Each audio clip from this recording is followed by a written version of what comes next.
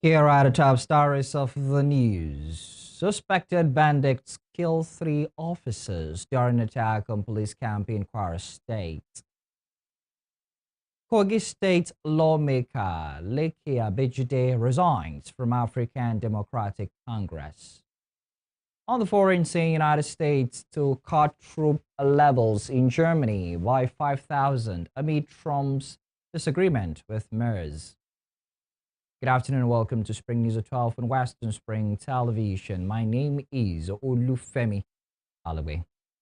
Unidentified gunmen suspected to be bandits on Saturday morning attack a police mobile force camp in Tenebo community, Kayama local government area of Kwara State, killing no fewer than 3 officers and leaving 2 others injured. The attack was said to have happened in the earlier hours of Saturday, throwing the community into panic as gunfire echoed across the area.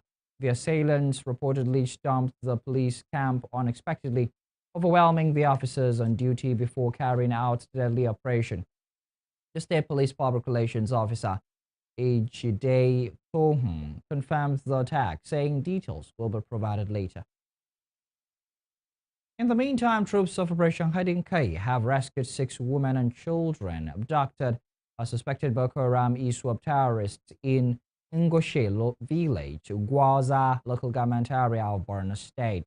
The rescue was confirmed in a statement by the Media Information Officer of the Joint Task Force Northeast, Lieutenant Colonel Sanuba.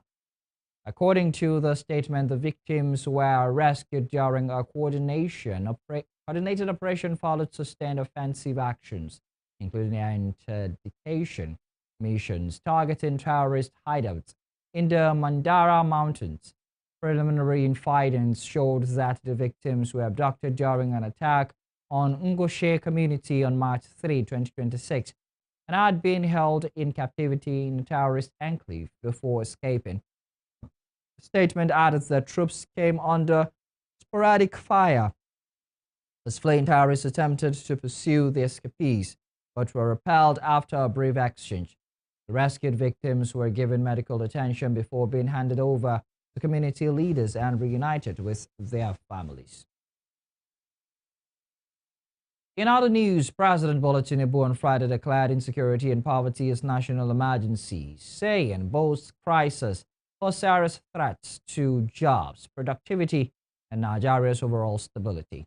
The president made the declaration during the 2026 Workers' Day celebration held at Eagle Square, Abuja, where he addressed thousands of workers and labor leaders represented by the Secretary of the Government of the Federation, Senator George Akume Atiku, said there would be no meaningful employment or economic growth in an atmosphere of fear and hardship. He acknowledged that insecurity and poverty remain significant obstacles to national development, but assured all that his administration is tackling both challenges with urgency through coordination and sustained actions. Tinubu cited the Community Protection Guards initiative, which he said has recruited 45,000 young Nigerians to strengthen community security while creating jobs. He also highlighted economic and social interventions under his renewed hope agenda, including expanded cash transfer programs reaching 15 million vulnerable households and lifting an estimated 7.5 million Nigerians out of poverty. According to him, major infrastructure projects such as Lagos-Calabar Coastal Highway and the Jakarta-Kaduna-Kano gas pipeline have generated over 600,000 jobs nationwide. On workers' welfare, the president said his administration had implemented a new national minimum wage, cleared pension arrears, and reintroduced gratuity payments from January 2026. In Osun State, Governor Demola Adeleke has reaffirmed his administration's commitment to the welfare of workers and pensioners in the state, declaring that his government has prioritized prompt salary payments, pension reforms, and improved working conditions since assuming office in November 2022. Speaking at the 2026 Workers' Day celebration organized by the Osun State Joint Labor Movement in Osogbo, Governor Adeleke said workers remain central to the development of the state and deserve adequate support and recognition. according to the governor, whose speech was read by his deputy, Kwara State. His administration moved swiftly to address challenges faced by workers by implementing a new minimum wage of over 75,000 naira for workers in the state. He said the decision was aimed at improving the living standards of workers and ensuring fair compensation for their labor. He disclosed that this administration had also cleared over 50 billion naira in pension arrears, an outstanding obligation inherited from previous administrations. Despite reactions, financial challenges facing the state, especially issues surrounding local government allocations, Governor Adeleke said his administration had continued to ensure the payment of salaries for local government workers and allowances for traditional rulers. Ahead of the forthcoming governorship election in the state, he appealed to workers to support his administration for continuity, saying the gains achieved in workers' welfare and governance reforms needed to be sustained. I warmly felicitate with all workers in Osun State and across Nigeria. From the very beginning of this administration, we made a firm commitment to prioritize workers' welfare and pensioners. As your governor, I declare that a motivated workforce is the secret of meaningful development. Our administration has matched promises with actions. We have delivered across the board of Osun workers and Osun people. You are all witnesses to our pro-labor governance. The opposition is attempting to copy our #1 agenda, workers' welfare. Osun workers cannot be deceived. You all know who opposition operatives are. The affliction shall not rise again in Osun. I can't hear you say amen. I said the affliction shall not rise again in Osun. Let me at this point sincerely appreciate the leadership of the labor movement in Osun State. I commend your cooperation, understanding, and constructive engagement with this administration. As we approach another governorship election, I thank Osun workers for their endorsement of my re-election. With every deep sense of responsibility, we should know that the race to victory has started. We offer continuation of our common partnership for the delivery of democratic dividends. I urge you to come out en masse, vote for continuity, and ensure that the progress you have built is not reversed. My updated 5-point agenda still has welfare of Osun workers, youth and women as #1 item. To politics, leaders of the All Progressives Congress APC in Oyo State have endorsed the senator representing Oyo South, Sharafuddin Ali, as the party's consensus governorship candidate for the 2027 elections. The decision was taken at a meeting held at the Samonda area of Ibadan, Oyo State capital, which was attended by several APC stakeholders. Speaking at the event, former Senator Ayo Adeseun said the meeting was convened to affirm Ali as the party's consensus governorship candidate. The former senator said the decision to back Ali as the consensus candidate followed extensive consultations and meeting with President Bola Tinubu. Responding, Ali appreciated the leaders and members of the APC in the state for the show of support and pledged an inclusive government if elected. The immediate past Minister of Power, Adebayo Adelabu, is one of the hopefuls eyeing the Oyo APC ticket in contest to contest the 2027 governorship election. Adelabu recently resigned as the Minister of Power to enable him to focus on his governorship ambition in Oyo State.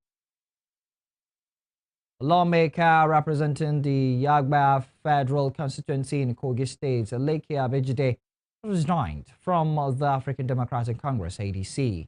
Speaking at a press conference in Abuja, Abejide alleged that the ADC had been hijacked by individuals with ill intentions.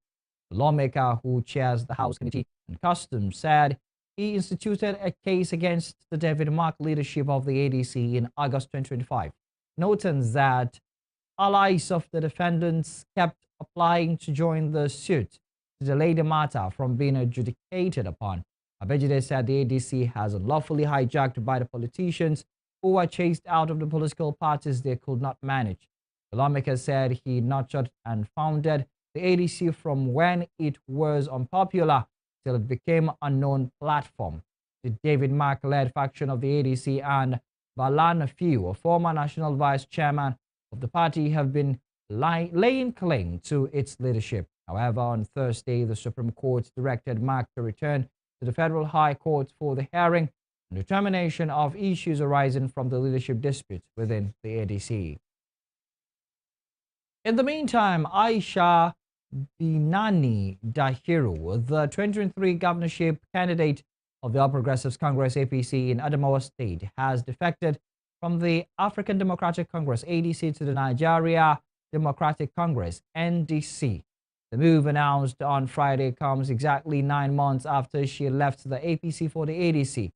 Binani received her NDC membership card at a ceremony where the party's national leader, Seriake Dixon, welcomed her and announced her as the head of the NDC in Adamawa, pending internal democratic processes. Speaking at the event, the former governorship candidate said she was drawn to the NDC after a careful study of its constitution. According to her, the NDC constitution demonstrates a strong commitment to structured, policy-driven governance. Moving on, 2 Nigerians have been arrested by police in India over alleged involvement in drug trafficking. According to the Times of India, the suspect, 28-year-old Chijioke Wisdom, said to be a resident of Lagos, and 43-year-old Chikwueze from Owerri in Imo State were apprehended in South Delhi's Maidan Garhi following a targeted police operation. According to the police, during the search, police recovered 102 grams of cocaine, classified as a commercial quantity, along with 13 grams of MDMA and 85 grams of methaqualone, which falls under the intermediate quantity category. Police said both men were residing in India without valid visas and added that investigations are ongoing to trace the supply network and possible accomplices. Air Peace Limited has explained the circumstances surrounding the disruption of its London Gatwick-Lagos service on May 1, 2026. A statement issued by its management via its official X handle on Saturday, the airline said a circulating social media video alleging that passengers were left stranded without communication or care does not accurately reflect the full circumstances surrounding the disruption. It insisted that passengers were not abandoned and that safety considerations informed its actions. According to the airline, the flight was affected by a bird strike, a situation it described as a recognized force majeure event in aviation, which required the aircraft to be grounded immediately for safety checks. Air Peace maintained that passengers were informed promptly about the incident and subsequent cancellation. The airline, however, acknowledged operation challenges that delayed some aspects of passenger handling, particularly baggage retrieval. It further clarified that baggage handling falls outside the airline's direct control. While acknowledging the inconvenience caused, Air Peace appealed for understanding. You're watching Spring News at 12 on Western Spring Television. We will be right back after this break.